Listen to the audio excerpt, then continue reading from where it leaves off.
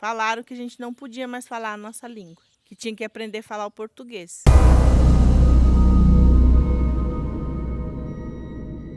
Eu só queria que as coisas fossem diferentes para as mulheres indígenas.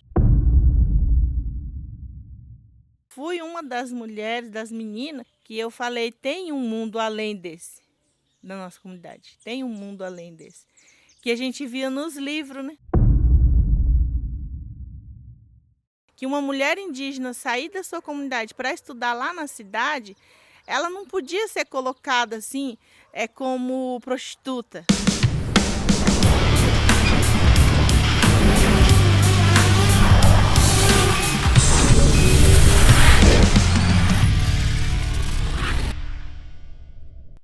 Meu nome é Jussara Marques Lopes. Eu sou da aldeia indígena de Dourados, aldeia Jaguapiru. Eu sou da etnia Guarani. Faço parte do povo indígena Guarani. Eu vim aqui principalmente para falar sobre educação, e você, como uma indígena mulher, foi uma das primeiras, se não a primeira, junto com um grupo pequeno, né, um grupo reduzido, que resolveu estudar e não ficar em uma cultura atrasada, porque a cultura ela tem que ser preservada, mas ela precisa ser atualizada em determinados contextos.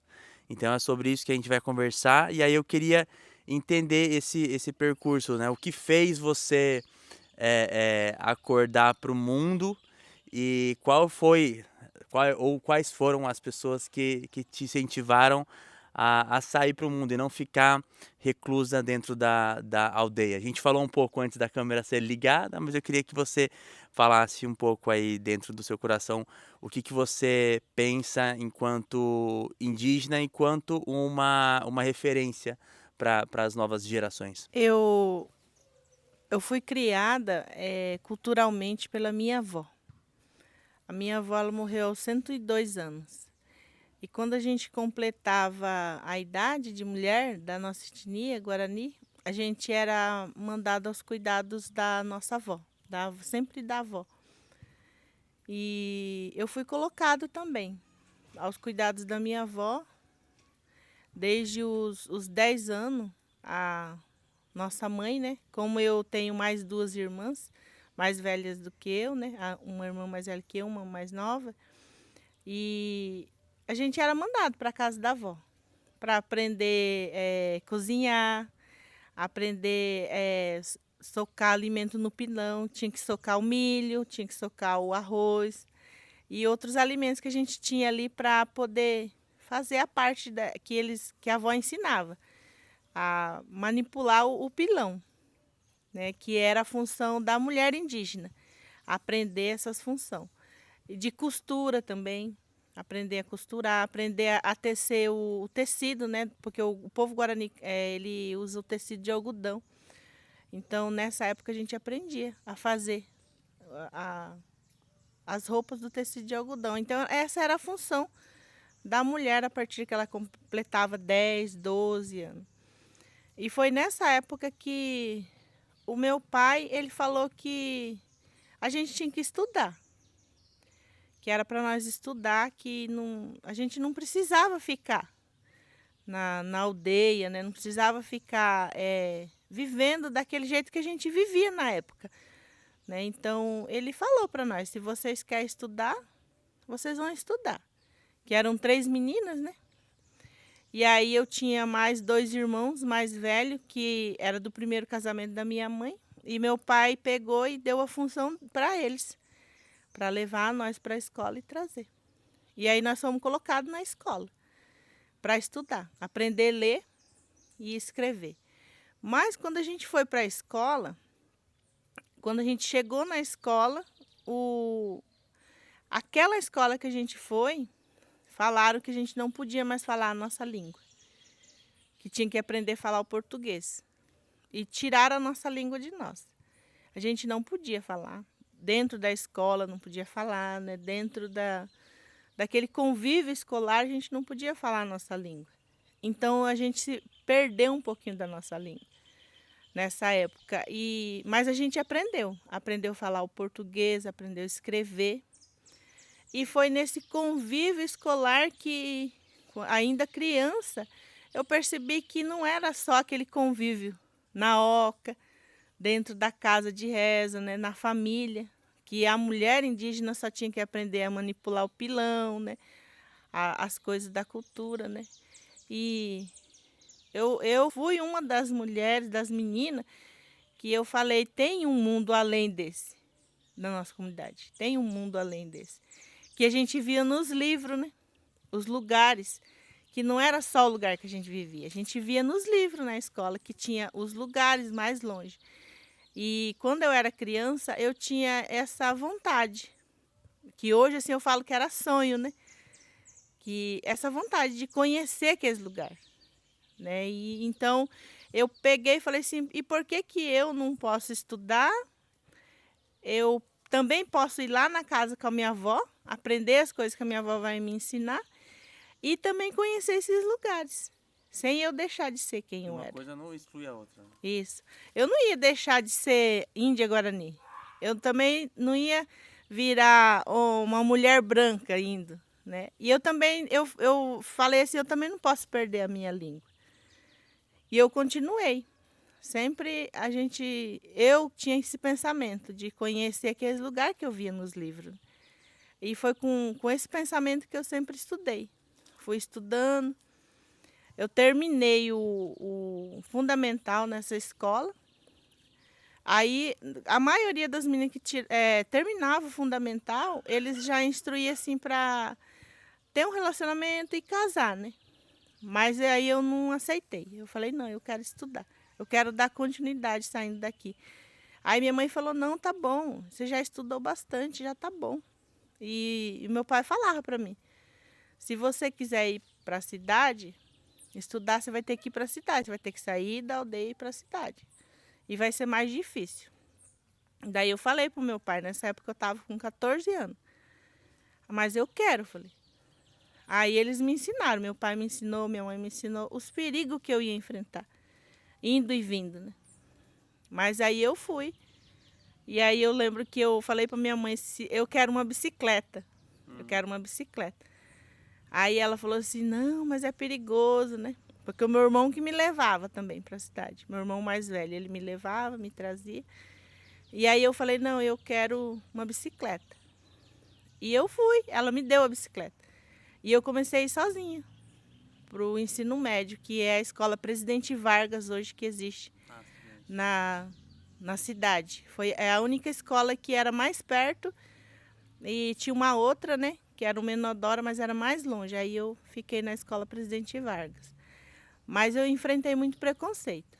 Preconceito como mulher indígena, indo para a cidade, e uma mulher indígena voltando da cidade para sua aldeia, né? Então teve um conflito muito grande, um conflito dentro de mim, de enfrentar essas situações, né, que eram colocadas para mim.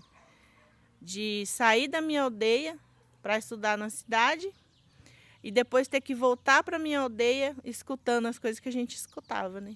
E essa força que você teve de enfrentar julgamentos, vamos colocar assim, do homem branco, e enfrentar julgamentos do seu próprio povo, o que te moveu a não desistir? Foi a sensação de ter um propósito de vida? Foi o estudo? Foi a necessidade ou o desejo de mudar a sua comunidade? O que te movia por dentro? Você tem uma noção disso ou não? Nessa época, uma menina de 14 anos, eu não tinha noção do que era, o que eu queria. Eu não posso falar assim para você que naquela época, naqueles dias, naquele enfrentamento que eu tinha, eu falava, o meu objetivo é esse. Eu quero isso, eu quero aquilo. Porque eu só queria que as coisas fossem diferentes para as mulheres indígenas. Eu só queria que fosse diferente. E se ninguém fizesse, eu tinha que fazer. Eu tinha que mostrar que as coisas eram diferentes. Que uma mulher indígena sair da sua comunidade para estudar lá na cidade ela não podia ser colocada assim, como prostituta. Não podia ser colocada. E eu queria mostrar isso. Eu falava, não, não é isso. Eu vou estudar e eu vou voltar e eu vou mostrar para as outras mulheres que não é. Não precisa você fazer isso indo para a cidade. Tem como você ir para a cidade para estudar realmente. Para estudar realmente. E voltar, né? Porque eu queria, assim, nessa época eu via que as meninas da minha idade, todas casavam. Já iam ter família. E eu não queria isso para mim, eu queria alguma coisa maior. Não para mim como mulher, mas para todo o meu povo, para as mulheres. Eu queria mostrar para as mulheres assim, não é só isso, não é trabalhar no pilão, não é fazer os alimentos ali no pilão, no fogo, a costura, não é só isso para uma mulher indígena. Era isso na época, né? Se eu soubesse que era um objetivo, ou que era alguma coisa, né? Mas hoje eu olho, eu falo, talvez fosse aquele meu objetivo, né? De mostrar para as outras mulheres que o fato de a gente sair da aldeia e ir para a cidade para estudar não faria de nós pessoas assim mal. Mas os outros iam ver a gente. Mas essa daí era uma visão que as pessoas tinham de nós, que eu tinha que vencer isso. Eu tinha que romper essa visão. Tanto é que na época nós fomos entre 4 mulheres. A gente terminou o ensino médio, e depois quando a gente veio para quase terminando o ensino médio, a gente viu que outras meninas estavam indo também. Mas muitos eram os pais que levavam, traziam, né? Então, como meu pai e minha mãe sempre teve outros meus irmãos, meu pai sempre trabalhando, não tinha como ele me levar e me buscar. Então, meu irmão que ficava com essa função. Mas depois, quando eu aprendi a ir e voltar, eu já comecei a ir sozinha. Eu comecei a ir sozinha e voltar. E aí as outras meninas foram vendo também, né? Que eu estava indo e voltando para a cidade, estudando, elas também se interessaram. Tanto é que quando eu fui para a faculdade, já tinham várias meninas também que estavam terminando o ensino médio já para ir para a faculdade também, que vieram depois de mim, né? E essas 4 que era eu, né? As outras meninas, a gente conseguiu, fomos as primeiras que foram para a faculdade. Aí depois de nós foram várias meninas para a faculdade. De 20 mil indígenas, né? Tem quantas mulheres, você sabe, em média, assim, de 20 mil? Em torno de 20 mil habitantes aqui dessa reserva, deve ter umas 8 mil mulheres, 10 mil Eu mulheres? acho que chega, porque a gente baseia mais ou menos no cadastro de famílias que tem na comunidade. Se eu não me engano, são 7 mil. 7 mil. 7 mil famílias que elas são beneficiadas com o auxílio da cesta básica. Então, é cadastrado só mulheres. Então, por essa base de cadastro, a gente sabe mais ou menos que mulheres adultas a gente tem em média de 7 mil. Fora as adolescentes e as crianças, né? E você tem uma noção de que de 7 mil você foi uma das primeiras que abriu caminho, abriu outros caminhos, né? Porque a gente fala assim, já tinha outras mulheres lá, mas mulheres indígenas que se deslocavam até lá e enfrentavam preconceito. Hoje você tem essa noção do caminho que você abriu e da sua importância para dentro da comunidade? Você falando assim, eu nunca parei para pensar dessa importância. Porque eu não me dou importância, né? Eu acho assim que eu fiz uma coisa e eu mostrei que a gente poderia fazer, que as outras mulheres podiam fazer também, né? Mas assim, olhando por esse lado, eu acho que foi importante, sim. Foi importante para a gente, eu e essas meninas, as outras 3 meninas, a gente rompeu uma barreira. A gente não acabou com o preconceito, mas a gente rompeu ele, passou por ele. A gente não acabou com o preconceito de falar que as meninas iam para se prostituir e voltavam para a aldeia, mas a gente rompeu isso, né? E quando eu vi que a faculdade abriu as portas também para as pessoas indígenas, né? Eu vi que tinha mais mulheres indo do que homens. Eu lembro que uma turma que se formou em pedagogia, formaram 26 mulheres indígenas e um homem indígena. Então, foi uma barreira que nós rompemos juntas. Todas as mulheres indígenas, a gente rompeu essa barreira. Tanto é que formar 26, na época, pedagoga e um rapaz, é muito número de mulheres. É uma vitória. É uma vitória, porque a gente percebeu que foi rompido aquele preconceito, né? Com a formação dessas mulheres, né? Sendo professoras, formadas professoras para vir atuar dentro da comunidade, a gente vê que rompeu isso, né? Então foi importante, sim, a gente começar, né? E quando eu era criança também, o meu pai ensinou a gente a jogar futebol. Tanto é que nessa época mulheres não jogavam futebol, meninos não jogavam futebol, porque tem na nossa cultura Guarani Kaiowá, a partir da primeira menstruação, a menina corta o cabelo, não pode mais, raspa o cabelo, né? Bem curtinho, e não pode mais praticar as coisas de criança, tem que já ficar só nos cuidados da avó para aprender as coisas das mulheres. E eu e minhas irmãs, a gente rompeu isso, porque o meu pai fez um campinho e nós fomos jogar bola. Fomos jogar futebol e ele comprava a bola de futebol para nós, né? Como ele tinha 3 meninas, então ele ensinou a gente a jogar. Por quê? Porque era o convívio que ele tinha com nós, o convívio de pai e filho, né? Mas aí, como ele não tinha filho, ele foi e colocou a gente para jogar com ele. Então a gente fez nosso timinho, jogava lá. Aí vinha outros meninos e meninas da comunidade, então a gente começou a jogar. E quando eu completei os 14 anos, meu pai me deu uma chuteira e um meião e a gente foi para o campo maior, que era o campo onde na época era só os homens que pisavam nesse campo. E aí, de repente, meu pai fala que era o chefe do time, que era o seu Rodolfo na época, e ele também tinha umas netas da minha idade. Aí eu conversei com elas, falei, será que seu avô deixa nós jogar no campo? Porque nessa época o campo era exclusivo dos homens. Daí ela falou, vou falar com meu avô. Aí falou, vô, né, o senhor deixa nós jogar bola. Ele falou, vocês têm que jogar antes dos homens, porque tal hora começa o jogo dos homens. Aí nós tínhamos que jogar antes. Então a gente chegava 1 hora antes, porque era o tempo que a gente tinha para jogar. E a gente sofreu muito preconceito também por parte da comunidade, porque mulheres jogando bola dentro da comunidade, né?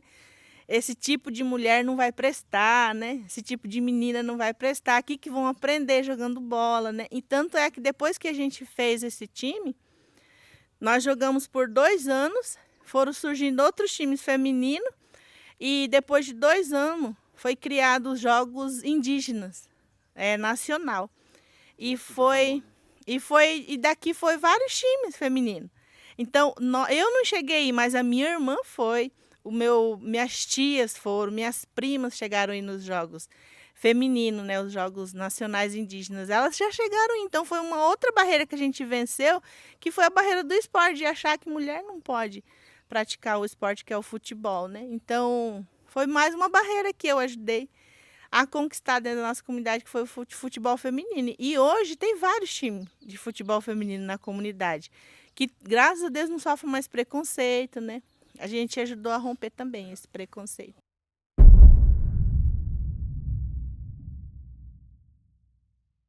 Você fez graduação em Ciências da Natureza e depois você fez o seu mestrado na área de neurociência.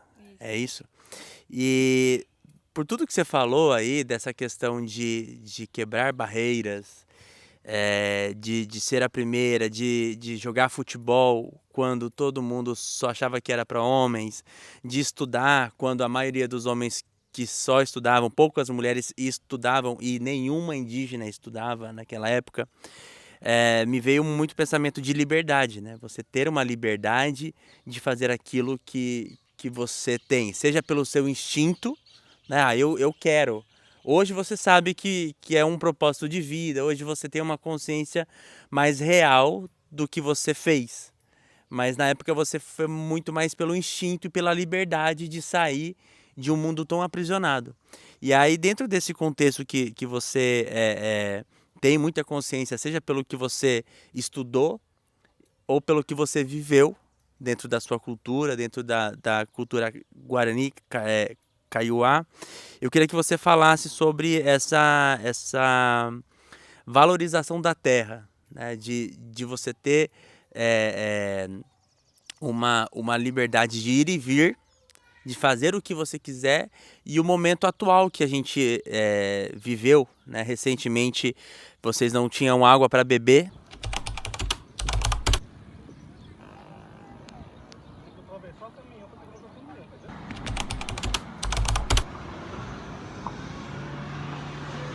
Preparando pra guerra. As mulheres vieram pra guerra. As mulheres. Pra lutar. Pra cima. Sem água, fala. Oh,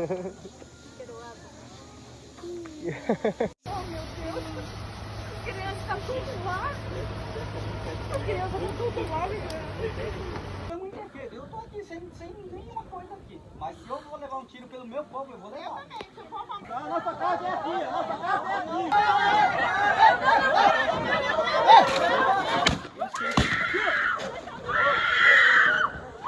Não vamos sair daqui porque nós estamos na nossa casa, não temos para onde ir. Policiais, guardem essas armas e venham conversar como civilizados. Gente, olha isso, gente. Olha isso, que horrível. Ó, mais uma vítima aqui, ó.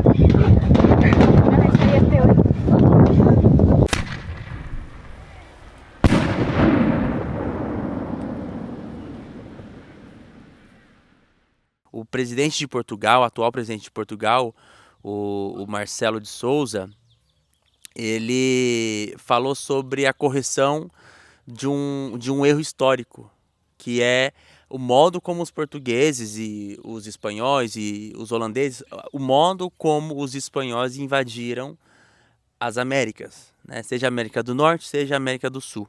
Então, falando até de números aqui, de 305 etnias existentes dentro do Brasil, se você pega em toda a América, são mais de 1000 etnias diferentes de indígenas, para que a gente possa voltar a olhar para a terra com um olhar sagrado e não com um olhar capitalista, né? Só tirar o dinheiro da terra. Porque hoje em dia a gente vive uma verdadeira guerra entre os agropecuários, né? Quem é da agropecuária, agricultura, pecuária, e os indígenas. E aí você tem governos e governos que passam, seja de esquerda, seja de direita, desvio de verbas, e é feito quase nada, né? Muitos índios vivem na miséria. Então eu queria que você falasse sobre essa questão das ciências da natureza, mas sobretudo a ligação sagrada que vocês têm com a terra. Quando eu comecei a estudar na cidade, que foi o ensino médio, na época eles falavam colegial, era colegial que falava.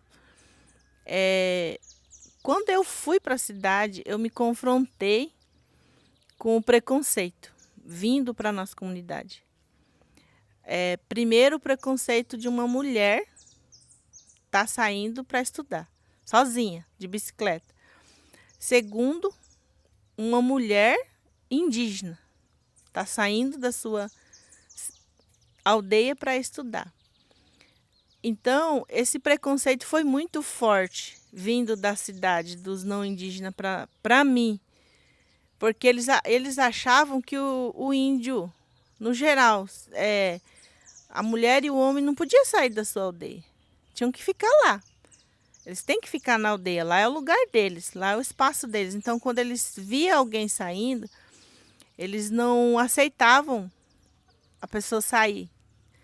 Então, quando eu terminei o ensino médio, eu via muito preconceito contra nosso povo. E aí nessa época, quando eu terminei o colegial, eu falei assim, eu quero ser policial, eu vou ser policial. E eu tentei fazer uns cadastros assim para me ser policial, porque eu queria ser policial, por quê? Porque eu queria ter uma autoridade para falar assim, não fala assim do meu povo, não fala assim da mulher, não fala assim do meu povo que está querendo estudar. Mas aí, com o tempo, eu terminando esse colegial, eu percebi assim que essa não seria para mim uma arma, ter uma arma comigo. Não era isso. A minha arma tinha que ser maior do que isso, do que um revólver, do que uma pistola. E eu pensei, né, nessa época já, e eu falei assim, o que eu vou fazer para que eu tenha uma arma maior do que um policial? Eu falei, vou ser professora. Eu vou ensinar as outras crianças que não precisa ser policial para ter autoridade. A gente tem que trabalhar naquilo que a gente sabe. E aí eu fui para uma universidade aqui, que é uma universidade particular, que dava bolsa para indígena. Mas quando eu cheguei, eu vi que a universidade só estava querendo, não queria ajudar a gente. Aí eu falei, não, eu não posso ficar nessa universidade. Eu vou para uma outra universidade. Aí eu comecei, nessa época não tinha internet, não tinha celular, não tinha nada. Eu falei, eu vou ver onde é melhor para mim. Eu fui para a Universidade Federal. Aí lá na Universidade Federal eu contei isso, que eu queria ser professora para ajudar o meu povo. Porque o meu povo não tinha como lutar com armas.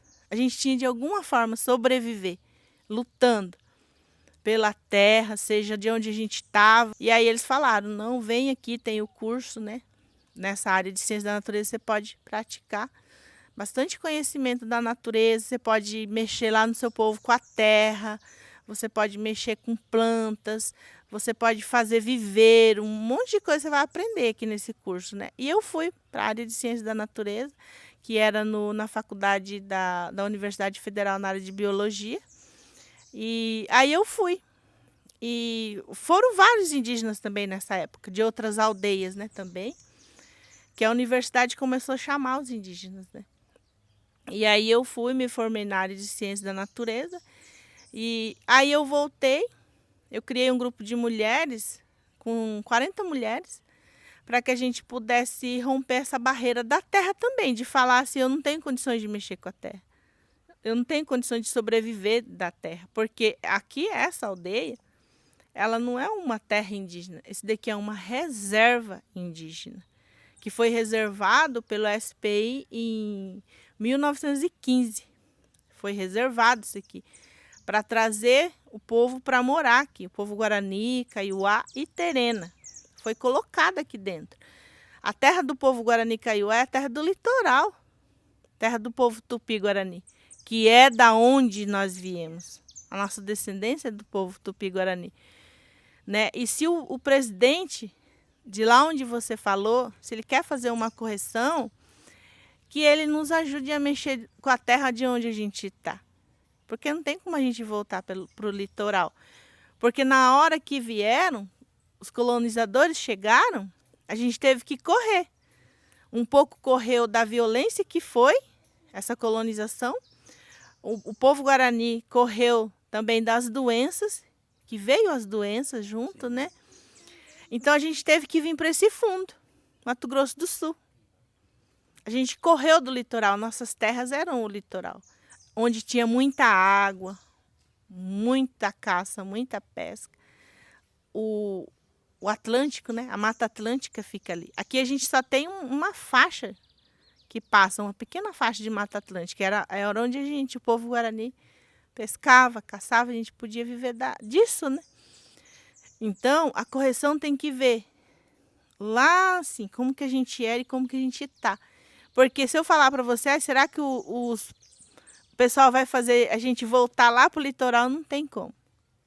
Historicamente não tem como, nem hoje a gente vivendo, não tem como falar que a gente vai voltar. Então, como que a gente vai mexer na terra hoje?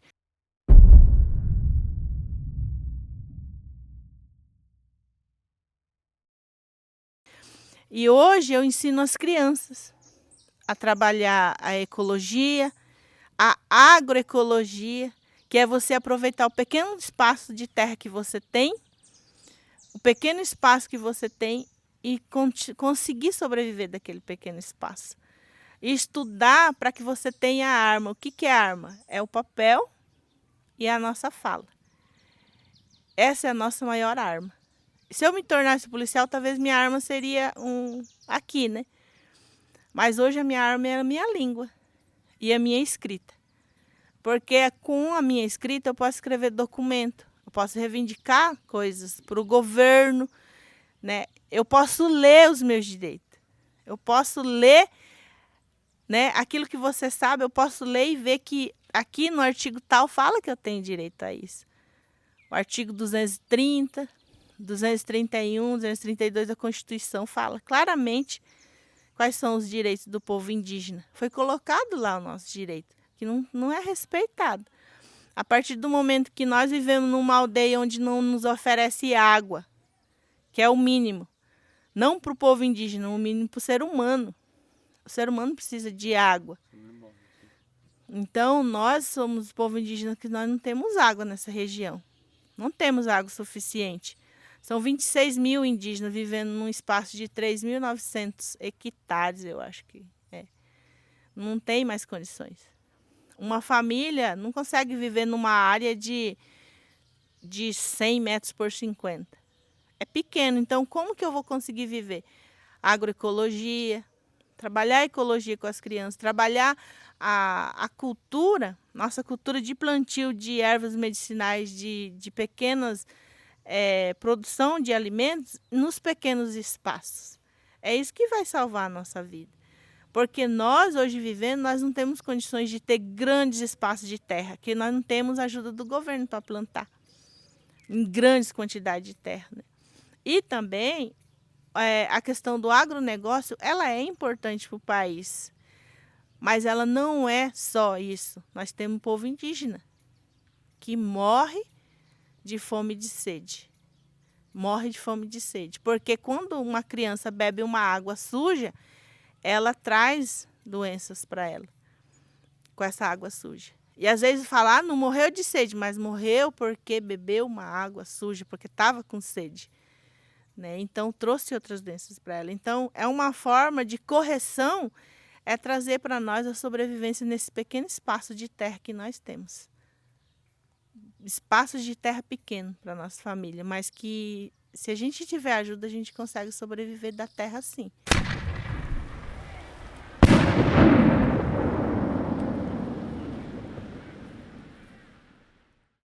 Eu vejo que muito além do que você tentar fazer uma correção histórica, que você pode até tentar, mas você não vai conseguir apagar a dor de indígenas que foram mortos, indígenas que foram escravizados, indígenas que a gente teve problema nessa aldeia aqui de suicídios. A gente não consegue reparar isso, só que a gente consegue trazer conhecimento.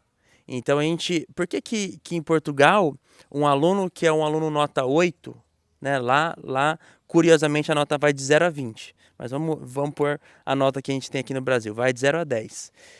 Um aluno nota 8 lá consegue sair falando do colégio público, consegue sair falando português, inglês e francês. E se ele for um bom aluno, ele sai falando espanhol também. Então, assim, você tem um ensino público de qualidade que, se o aluno se esforçar, ele sai falando 4 idiomas.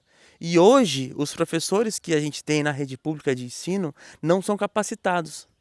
Então, os professores mal falam português, alguns. E os alunos saem com déficit de ensino muito grande. Então, você vê os indígenas que, mesmo sendo humilhados, mesmo sendo saqueados por governos corruptos, porque a verba chega até a FUNAI, a verba chega até os prefeitos, o governo federal, chega, mas ela é desviada. Só que, eu vou provar, não, hoje em dia, para não ter processo, você fala supostamente. Então tá, supostamente é desviada, mas a gente sabe.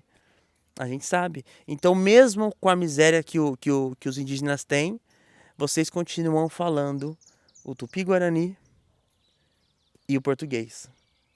E os brasileiros que têm mais estrutura, que estão na cidade, não têm a capacidade de falar o próprio idioma. Então a gente precisa que o governo, seja ele de esquerda ou de direita, que pare com essa guerra de Lula e Bolsonaro. A gente vive em um país com quase cerca de 220 milhões de habitantes. É um absurdo a gente ter que brigar por duas pessoas que mal falam português. Os dois mal falam português. A gente precisa de líderes que sentem e vivem e conheçam os povos originários, que saibam a importância da terra. Porque se você for pro Lula, o estado aqui inteiro, o agronegócio odeia o Lula. Aí você vai pro Bolsonaro. O Bolsonaro é muito partidário ao Trump, que saiu do Tratado de Paris, que é para proteção do meio ambiente e pesquisa de energias renováveis, energias limpas. Então, cada vez mais a gente está vendo uma nação como os Estados Unidos, mais uma vez, usando a terra só para pegar o dinheiro. E a terra, ela está dando sinais, né? O meio ambiente está dando sinais e está vindo com cada vez mais desastres ambientais e cada vez mais aquecimentos. E para finalizar, só para a gente saber um pouco da sua opinião, o que você pensa em relação ao seu mestrado, em relação às crianças, porque você viu que estava tendo muitos casos de suicídio aqui. O que você pensa que o governo, assim, o poder público pode olhar mais para essas crianças, né? Porque a barreira do preconceito de sair daqui para poder estudar, você já fez. Inclusive meu primo que está aqui na gravação era o monitor do ônibus das crianças que pegavam as crianças aqui e levavam para Itaporã para poder estudar.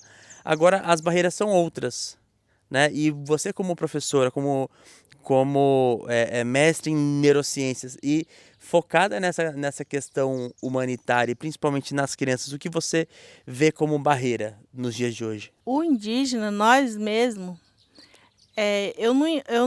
hoje eu fiz ciências e eu não consegui ainda ter ciência de onde que vem essa força que a gente tem com a natureza. Que a gente coloca o pé no chão e a gente sente a natureza. Que a gente olha para o céu e sabe escutar o vento, sabe ler o vento. Né? Que eu sempre falo com meu esposo, né? Vai chover por causa do vento. A gente sabe qual é a direção que o vento vem, a gente sabe que vai chover. E também a gente sabe que não vai chover por um bom tempo, também por causa da direção do vento. E a gente aprende isso desde criança, né? E assim, eu aprendi a ler a natureza, as árvores, a ler a terra, a ler até a chuva, a maneira que está chovendo. Então, eu fui para a área de ciência da natureza para ver se eu conseguia trazer alguma coisa de conhecimento lá de fora para somar com o nosso conhecimento, por causa da questão das crianças mesmo. Porque eu pensava assim, eu não vou conseguir salvar todo mundo, mas eu preciso salvar algumas crianças. Porque nessa época morria muita criança de desnutrição, por falta de apoio do governo. A gente não tinha como plantar e as crianças morriam como desnutrido. E você sabe que nessa época, vocês também, sua família, né? Muitas crianças indígenas foram adotadas nessa época, por ser achado desnutrido dentro da nossa comunidade, morrendo de fome. E foi criado alguns programas de governo, que está até hoje aí, que é a cesta básica. Mas uma cesta básica, no máximo, ela dá para uma semana para uma família grande. E depois o governo já fala, não, eu já dei a cesta, não precisa fazer mais nada. Ele já tem a cesta, mas a cesta dá para uma semana. O que a família vai comer durante esse período? E eu via muitas crianças morrendo de desnutrição. E muitos adolescentes e jovens que tinham uma expectativa. Eu vou estudar. Mais de uma sala de aula, ela pega 35 crianças. Desses 35, 5 conseguiam chegar no ensino médio. O restante vai para as drogas, para a bebida e para o suicídio. Então, nós tivemos muito suicídio na nossa comunidade de jovens, tanto meninas como homens. Né? Eu tive, na nossa família, né? Nós tivemos um caso de suicídio. Ele tinha 19 anos também, se suicidou. Então, foi nessa época que eu falei assim, eu preciso entender o que passa na cabeça dos jovens, como professora, na cabeça das crianças, né? O que eles pensam, o que leva eles a não chegar aos 12 anos e estar no mundo da bebida e da droga. Então, quando eu fiz esse curso, né, da neurociência, não era a intenção da diplomacia, de ter um diploma, mas era na intenção de entender um pouquinho a cabeça das crianças, de conversar com elas. E eu aprendi, fazendo as atividades, né? Eu aprendi a olhar no olho das crianças e ler o olho deles. E ler a mente deles. No que ele fala, no que ele faz, de a gente perceber que tem algum problema. Ou na casa, ou na família, ou na rua, no trajeto onde ele vai. A gente consegue perceber isso como professora. E eu comecei a falar. E daí, isso foi na época de 2018, 2017, 2018 mais ou menos, quando a gente começou a encaminhar crianças para a educação especial, que não tinha. Não tinha ensino para educação especial. Assim, na verdade, eu queria entender essa questão do suicídio, dos problemas com a droga, com a bebida, mas a gente descobriu que nós tínhamos indígenas especiais e eles não eram mandados para a escola. E os que eram mandados não tinham esse diagnóstico de crianças especiais. Tanto é que na comunidade indígena essas crianças não eram aceitas. Elas eram colocadas para adoção, ou ia pular, ou ficavam no hospital até chegarem à morte, né? E hoje nós temos. Temos o apoio dentro das escolas e temos os laudos que são dados, né, para as crianças especiais. A própria escola encaminha as crianças. Para você ver como que a gente quer fazer uma coisa, a gente acaba fazendo outra. Hoje tem aula especial dentro das escolas. Os alunos indígenas que não iam para PAI, hoje eles vão para PAI na cidade. Que a gente não tem aqui, né? Ele sai da aldeia e vai para PAI. Né? Então, assim, hoje talvez o preconceito talvez está mais mascarado hoje. Está escondido um pouco, mas existe o preconceito ainda. Contra a mulher que estuda, contra o homem que estuda, as crianças que estudam. Mas a maior barreira que a gente enfrenta hoje é o sistema de governo. Que não temos suporte para nada. Para o indígena sair da sua aldeia para estudar, aí parece que um ônibus basta. Ou ele se adapta com a cultura não indígena, ou ele não vai para estudar. São duas escolhas somente. A maior barreira hoje é isso, é o sistema de governo que não ajuda a gente a ir para frente. Porque não tem como a gente voltar, historicamente. Se você falar para mim assim, Jussara, você quer voltar a caçar, pescar, viver só da terra? Eu falo, não vou. Não vou conseguir. E meus filhos também não vão conseguir, meus netos não vão conseguir. Mas não tem como, se você falar para mim, eu vou te colocar num apartamento com ar-condicionado, eu também não vou querer. Porque eu também não vou deixar de ser indígena lá no apartamento com ar-condicionado. Então, o sistema de governo, ele tem que nos ajudar a viver aonde a gente está.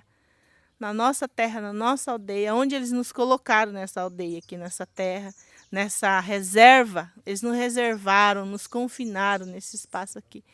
Então, eles têm que olhar para nós. O governo tem que olhar para nós. A maior barreira é isso. São os sistemas de governo que não funcionam para a comunidade indígena.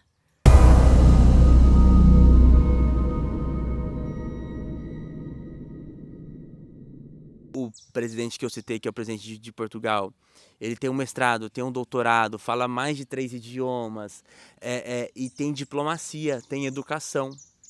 Então, você ter um presidente da República onde olha para todo mundo, independentemente da sua raça.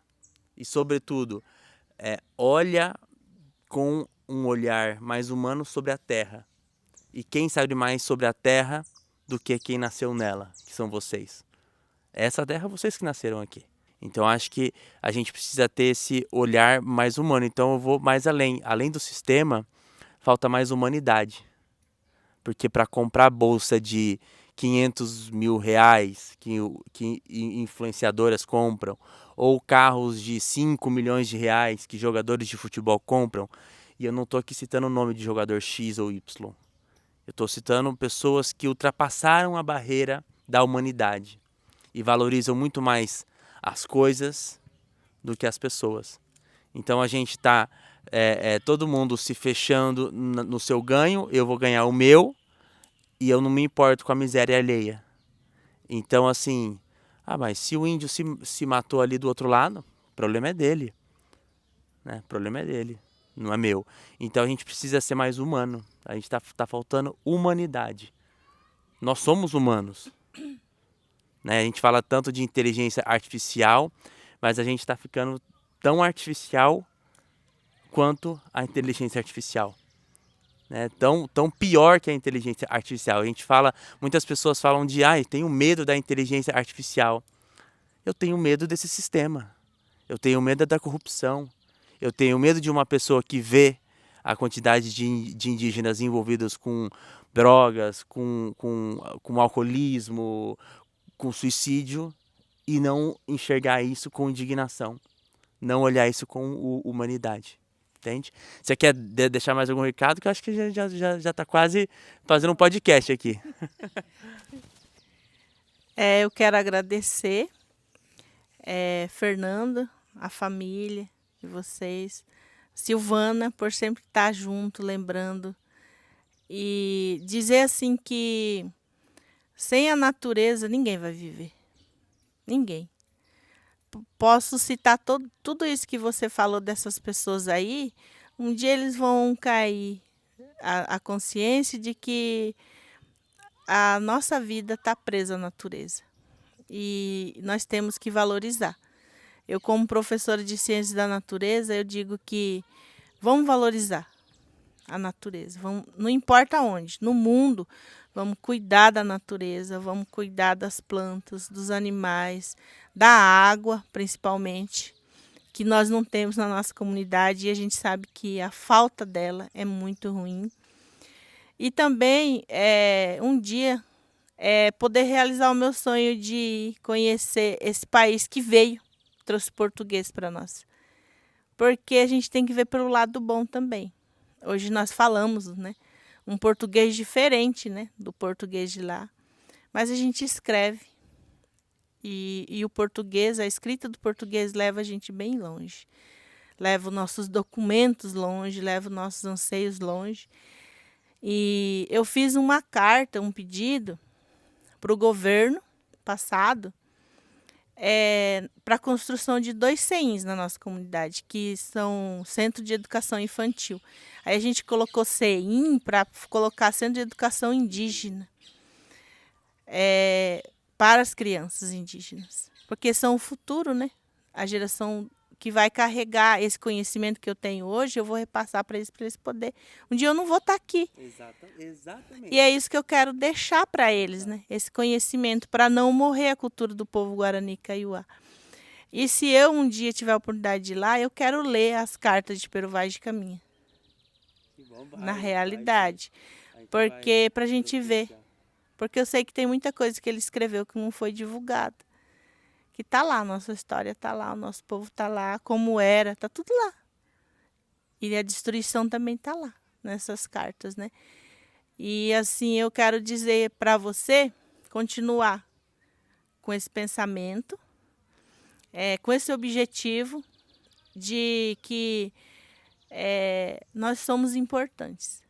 Somos importantes para o mundo, nós somos importantes para a natureza. E as crianças são importantes. As crianças. Talvez eu não consiga ver a reparação que Portugal quer fazer, mas os meus filhos talvez vão ver.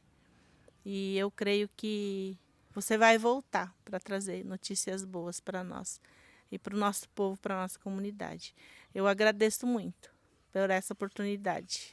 Muito obrigada.